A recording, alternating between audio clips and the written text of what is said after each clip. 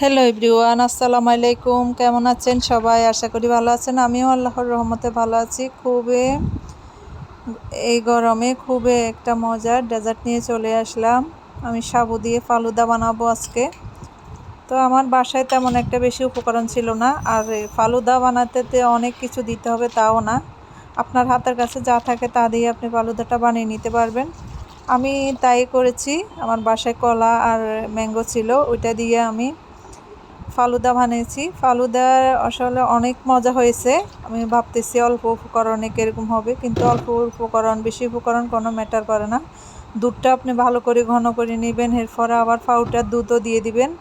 আমি তরল দুধ ব্যবহার করেছি, অনেকক্ষণ জাল করে আমি দুধগুলোকে একদম 1 কাপ পরিমাণ করে নিয়েছি। তারপরে আপনার পাউডার দুধও এখানে মিক্স করেছি, এরপরে কনডেন্স মিল্কও মিক্স করেছি।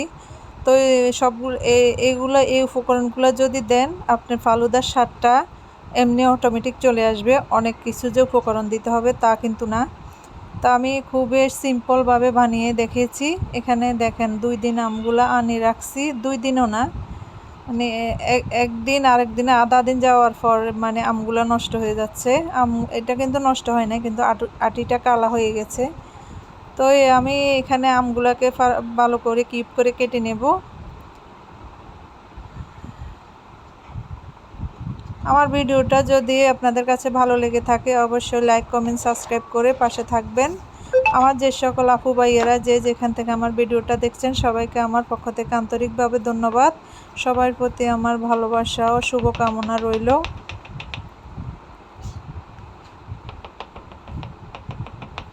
যে গরম পড়তেছে, এই গরমে এই ধরনের ডেজার্ট যদি হয় তাহলে খুবই ভালো লাগে। তো আমি আগে থেকে ফ্রিজে ঠান্ডা করে রাখলাম দুধগুলো। তো আমি এর ভিতরে যখন পাউডার মিল্কগুলো দিয়েছি, দুধ পাউডারগুলো দিয়েছি, তখন মিক্স হচ্ছে না। তো আমি এটাকে একটু ব্লেন্ড করে নিয়েছি। যেহেতু ঠান্ডা দুধে কখনো পাউডারগুলো ব্লেন্ড হয় না, আমি হঠাৎ ভুলে গেছি।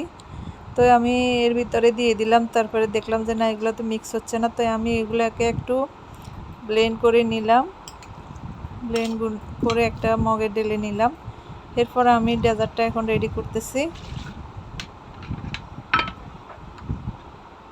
আর এখন মানে কোনো কিছু যাতে সুপার শপ থেকে আমি সাবুটা নিয়েছি, তারপরে তেমন একটা ভালো পড়ে নাই।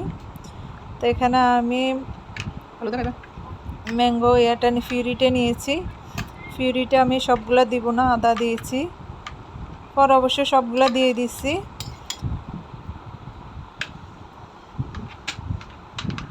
অল্প উপকরণে খুবই মজা হয়েছে। তবে সবচাইতে একটা জিনিস খেয়াল রাখবেন, উপকরণ বেশি থেকেও আপনি কনডেন্স মিল্ক আর পাউডার দুধ দুটোটা মিক্স করলে ফালুদার স্বাদটা একদম পারফেক্ট চলে আসে। এটা আমার কনডেন্স মিল্কটা ছিল বাইরের।